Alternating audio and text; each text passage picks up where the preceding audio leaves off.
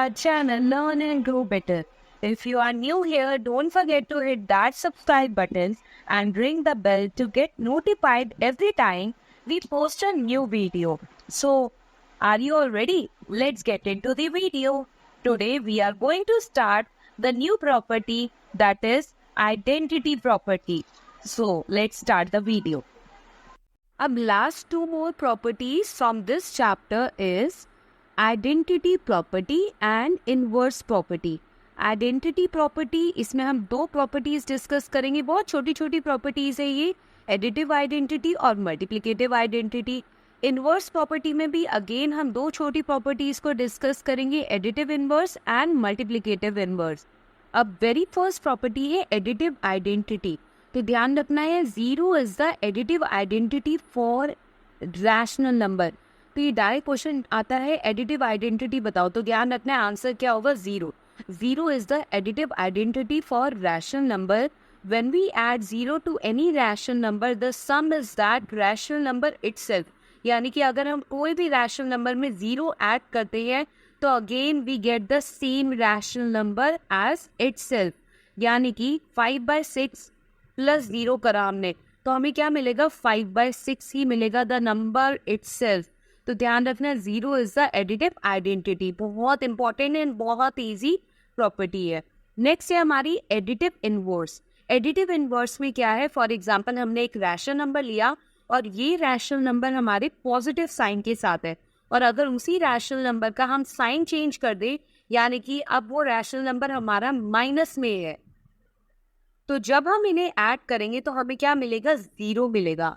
तो if a by b is a rational number, then a by b plus bracket में minus a by b, then the answer would be 0. Minus a by b is called the additive inverse of a by b. अब question में आता है आपको 5/6 का additive inverse लिखो. Write down the additive inverse of 5/6. अब आपने सोचना है additive inverse. additive inverse में हमने देखा था कि हमारा फाइनल आंसर क्या आना चाहिए? 0 आना चाहिए. यानी कि अगर हमें एक रैशनल नंबर दिए 5/6, तो हम दूसरा रैशनल नंबर क्या लिखेंगे कि हमारा उन दोनों को कंबाइन करने के बाद आंसर 0 आ जाए. तो अब ये पॉजिटिव साइन के साथ है तो हमें -5/6 लिखना है. तो 5/6 का एडिटिव इनवर्स क्या होगा? -5/6 होगा. अब अगर आपको 2/3 का बोला है एडिटिव इनवर्स लिखना है तो क्या लिखोगे? -2/3, क्योंकि जब आप इन्हें ऐड करोगे you get the final answer as 0. अब अगर आता है -2/-3 का एडिटिव इनवर्स लिखना है तो पहले माइनस साइन हटा देने हैं. कट हो गए माइनस साइन, आंसर कितना आएगा? 2/3. अब इस 2/3 का एडिटिव इनवर्स क्या होगा? -2/3. ध्यान रखना है.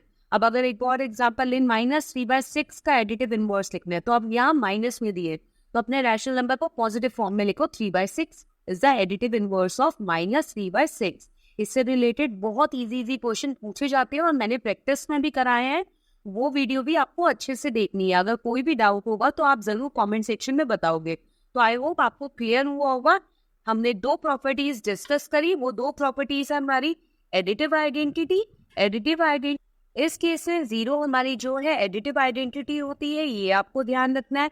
अगर किसी भी रैशनल नंबर का एडिटिव इनवर्स निकालने के लिए बोला जाए तो अगर प्लस साइन के साथ है तो माइनस साइन के साथ उस रैशनल नंबर को लिख दो, माइनस साइन के साथ है तो प्लस साइन के साथ उस रैशनल नंबर को आपने लिखना है और वही उसका क्या होगा? एडिटिव इनवर्स होगा.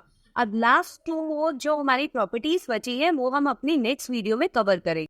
Thanks for watching. Please like, share and subscribe the channel learn and grow better.